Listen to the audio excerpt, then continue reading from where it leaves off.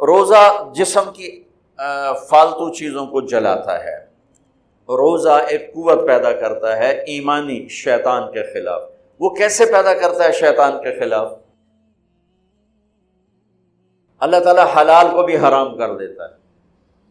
جب بیوی کو بھی شہوت سے دیکھنا حرام ہو گیا اور یہ اس پہ قابو پا گیا تو اوروں کی عزت کو یہ حرام نظر سے کیوں دیکھے گی؟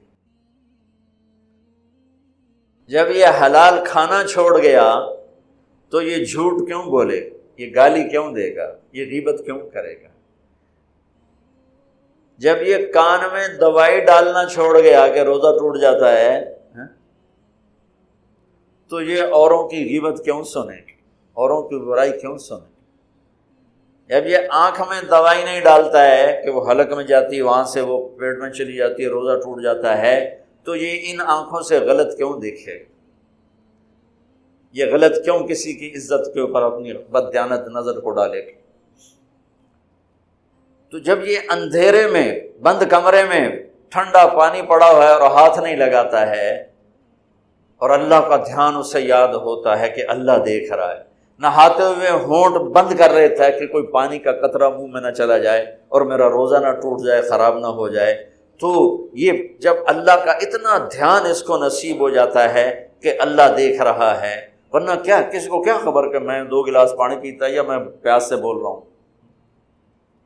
تو جب وہ اللہ کو اتنا اپنے دھیان میں لے آتا ہے کہ اللہ دیکھ رہا ہے، میں پانی نہیں پیوں گا، اللہ دیکھ رہا ہے، میں بیوی کو ہاتھ نہیں لگاؤں گا، اللہ دیکھ رہا ہے، میں کسی کی عزت پر بری نظر نہیں ڈالوں گا، اللہ دیکھ رہا ہے، میں کسی کی برائی نہیں سنوں گا، اللہ دیکھ رہا ہے، میں کسی کی برائی نہیں کروں گا، تو پھر جب یہ بازار میں جائے گا تو جھوٹ تو نہیں بولے گا، جب یہ تولے گا تو غلط تو نہیں تولے گا۔ ہاں یہ الگ بات ہے، بہت سے مجھے ملے کہ جب رمضان میں جھوٹ چھوڑ دیتے ہیں، اس کے بعد پھر شروع ہو جائے گی رمضان میں رشوت نہیں لیتا ہوں، اس کے بعد پھر شروع ہو جاتا ہے۔ تو چلو شکر ہے 1 مہینہ تو مسلمان رہتے ہیں۔ اچھا اس کی وجہ کیا ہے کہ رشوت خور کہتا ہے جی رمضان میں نہیں، جی نہیں، رمضان میں جھوٹ نہیں بولنا، رمضان میں صحیح تولنا ہے، رمضان میں غلط نہیں تولنا ہے۔ کیوں؟ شیطان قید ہو جاتا ہے۔ رمضان میں نمازی کیوں بڑھ جاتے ہیں؟ شیطان قید ہو جاتا ہے۔ کسی امت کو یہ نہیں ملا کہ رمضان میں شیطان قید کیے جائیں، اس امت کو ملا رمضان میں شیطان قید ہو جاتے ہیں۔ کسی امت کو یہ نہیں ملا کہ رمضان میں جہنم کے دروازے بند ہو جائیں، اس امت کو ملا ہے رمضان میں جہنم کے دروازے بند ہو جاتے ہیں، جنت کے دروازے کھل جاتے ہیں۔